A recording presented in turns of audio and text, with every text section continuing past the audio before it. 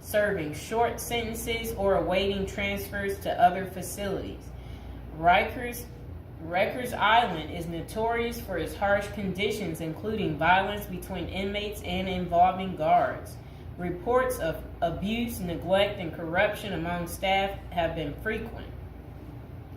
The treatment of inmates with mental health issues has been a particular concern, with critics arguing that the facility is ill-equipped to handle such cases appropriately.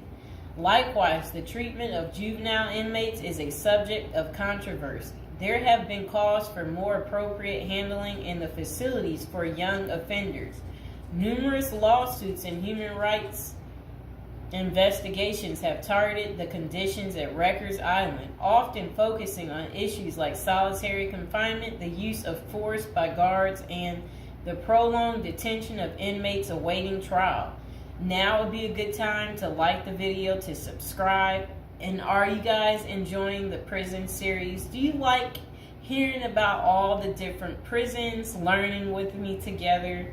If so, go ahead and comment below. So, when visiting Rikers, journalists in prison reforms discovered temporary holding cells described as covered with rotten food, urine, and feces and blood. Inmates were using plastic sheets for blankets and cardboard boxes for beds. Maggots crawled over everything. Up to 26 men were crowded into a single cell where they used plastic bags as toilets. Prisoners kept in holding cells, which should be used for only 24 hours or less, often stayed there for more than a week awaiting transfer. In that time, food and medical services were not routinely provided. Now let's hear that paragraph again, just a small bit of it. So, this was what journalists had noticed when visiting Rikers Island. The prison reformers discovered temporary holding cells described as covered with rotten food, urine, feces, and blood. Inmates were using plastic sheets for blankets and cardboard boxes for beds.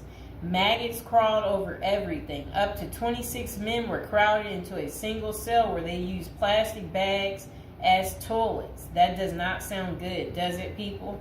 It's disgusting. So over the years, there have been various attempts to reform Rikers Island, focusing on improving conditions, reducing violence, and providing better mental health care. Amid mounting pressure, activists and political leaders have urged the city to close Rikers Island. In 2019, the New York City Council